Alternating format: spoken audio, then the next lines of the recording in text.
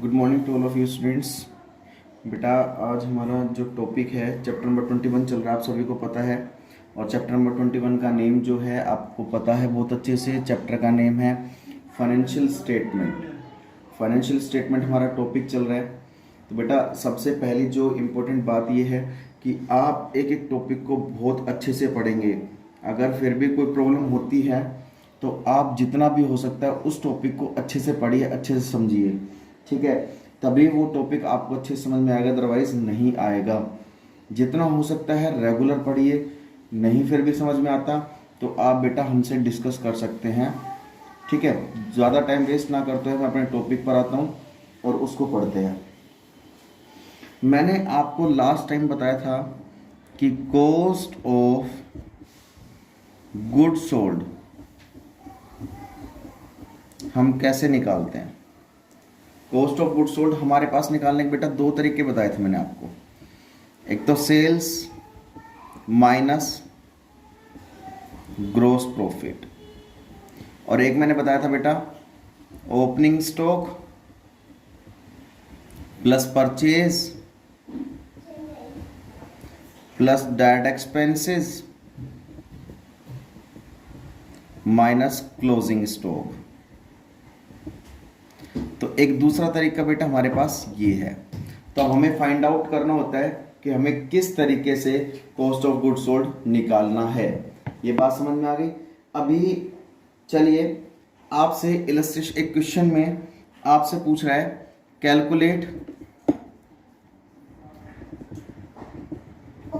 Gross profit. आपसे पूछ रहा है कैलकुलेट ग्रॉस प्रॉफिट। अब आपको क्वेश्चन में क्या क्या मेंशन कर रखा है उसने, आपको टोटल परचेज दे रखी है। एक तो टोटल परचेज दे रखी है बेटा आपको 8 लाख रुपए की। उसके बाद आपको परचेज रिटर्न दे रहा है,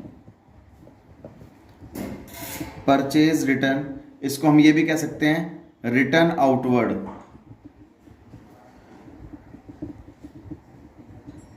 ये आपको दे रहा है बेटा 20,000 रुपए की। उसके बाद आपको डायरेक्ट एक्सपेंसेस भी दे रहा है। डायरेक्ट एक्सपेंसेस दे रहा है, वो आपको दे रहा है बेटा 60,000 रुपए के। और उसके बाद एक चीज और बोल रहा है 2/3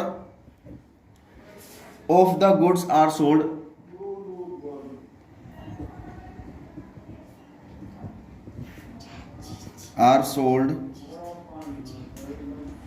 for ₹6,10,000।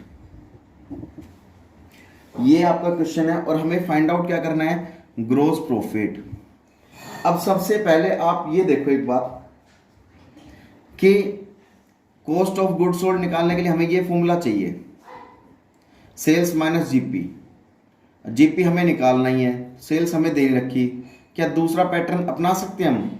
बिल्कुल, क्योंकि हमें परचेज भी दे रखे हैं, डायरेक्ट एक्सपेंसेस भी दे रखे हैं। तो चलो सबसे पहले हम कॉस्ट ऑफ गुड सोल्ड निकाल के और क्वेश्चन को करने की कोशिश करते हैं।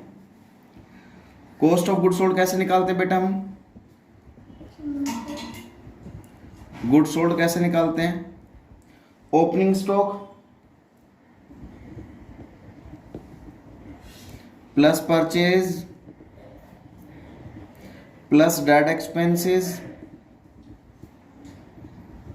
Minus closing stock. ये होता है।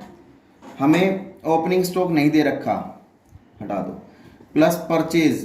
परचेज भी कौन सी होती है बेटा? ये एक्चुअल परचेज। एक्चुअल परचेज का मतलब क्या होता है? परचेज में से परचेज रिटर्न माइनस कर दोगे, that is called as a actual purchase. Actual purchase हमारे पास कितने की आ गई बेटा? 8 लाख में से 20,000 का माल हमने वापस कर दिया था, तो एक्चुअल परचेज कितने की आ गई? 7,80,000 का। Plus direct expenses.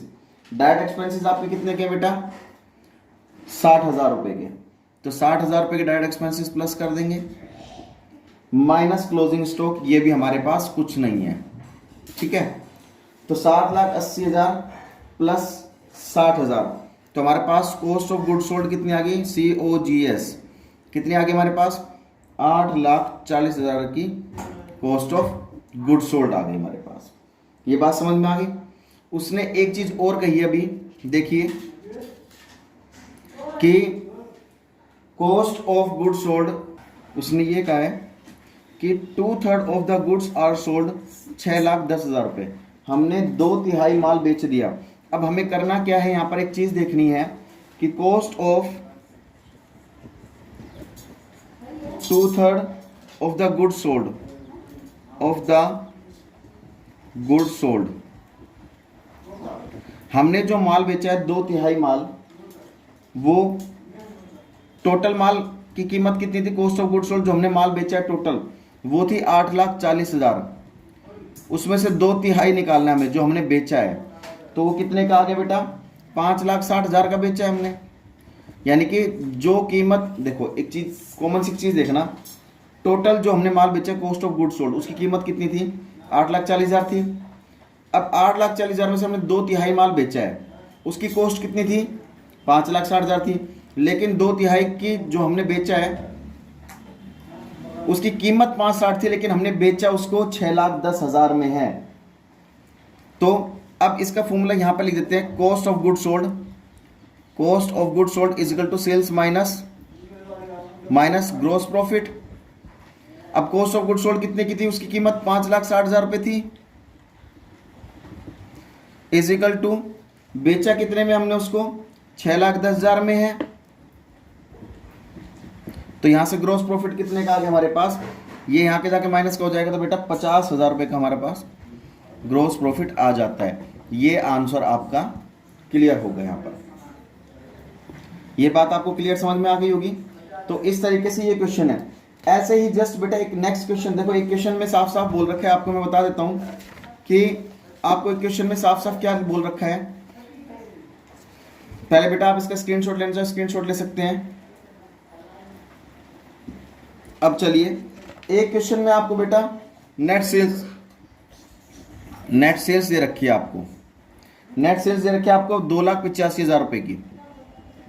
ये नेक्स्ट क्वेश्चन है, ठीक है। उसके बाद आपको ग्रोस प्रॉफिट दे रखा है 25% ऑन सेल्स, जितने की सेल की है उसका 25% ग्रोस प्रॉफिट है। सो calculate the cost of good sold. हमें बेटा ये फाइंड आउट करनी है कॉस्ट ऑफ गुड सोल्ड, ठीक है। कॉस्ट ऑफ गुड सोल्ड हमें फाइंड आउट करनी है। तो फॉर्मूला कौन सा लग जाएगा, पहले वाला या दूसरे वाला, बिल्कुल पहले वाला लग जाएगा। कॉस्ट ऑफ गुड सोल्ड कैसे निकालेंगे, COGS is equal to sales minus gross profit. अब सेल्स हमें कितनी दे रखी है बेटा, 2,85,000 रुपए की। अब 2,85,000 कह रहा है, जो ग्रोस प्रॉफिट है वो 25% है सेल्स का, सेल्स का 25%। तो सेल्स का 25% बेटा ये कितना आ जाएगा आपका, यानी कि यहां पे देख लो, ऐसे कर लेना 2,85,000 इंटू 25/100, ये कितना आ जाएगा, 71,250। तो यहां पर ग्रोस प्रॉफिट बेटा कितना आ गया, 71,250, ठीक है, 71,250 आ गया। तो अब इसमें से माइनस कर देंगे तो कॉस्ट ऑफ गुड सोल्ड कितनी आ जाएगी, 2,13,750। ये बेटा आपका आंसर हो जाएगा। ये बात समझ में आ गई। जब हमें कॉस्ट ऑफ गुड सोल्ड निकालने के लिए हमें क्वेश्चन में ये देखना पड़ेगा, सबसे पहले जो चीज देखनी पड़ेगी हमें ये देखनी पड़ेगी कि आपके पास जो फॉर्मूला दिया हुआ है क्वेश्चन में वो कौन सा अप्लाई हो रहा है। हमारे पास कॉस्ट ऑफ गुड सोल्ड निकालने के दो तरीके हैं। क्वेश्चन में आपको फाइंड आउट करना है कि हमें तरीका कौन सा दे रखा है और किस तरीके से हमें क्वेश्चन को निकालना है। तो ये बेटा इस तरीके से क्वेश्चन आपको करना होता है पूरा। आप चाहो तो दोबारा इसका स्क्रीनशॉट ले सकते हो जिन बच्चों ने स्क्रीनशॉट नहीं लिया है। तो इस तरीके से कुछ प्रैक्टिकल क्वेश्चंस आपको करने हैं, मैंने समझा दिया आपको। अब प्रैक्टिकल क्वेश्चंस आपको खुद करने हैं। अगर फिर भी कोई डाउट आता है, समझ में नहीं आता है, तो आप मुझसे डिस्कस कर सकते हो। अगर फिर भी कुछ प्रॉब्लम आते तो आप वीडियो को दोबारा देख लिया करो, ऐसी कोई दिक्कत नहीं है। वीडियो को दोबारा देखने के बाद क्वेश्चन बिल्कुल डेफिनेटली आपको समझ में आ जाता है। क्वेश्चंस को दोबारा देखना। मैंने ये इलस्ट्रेशन नंबर 4 से आपको समझाना स्टार्ट किया है, तो 4 to 7 क्वेश्चन आपको खुद करने हैं, प्रैक्टिकल क्वेश्चन इलस्ट्रेशन की हेल्प लेके। तब तक के लिए बेटा जय हिंद, जय भारत।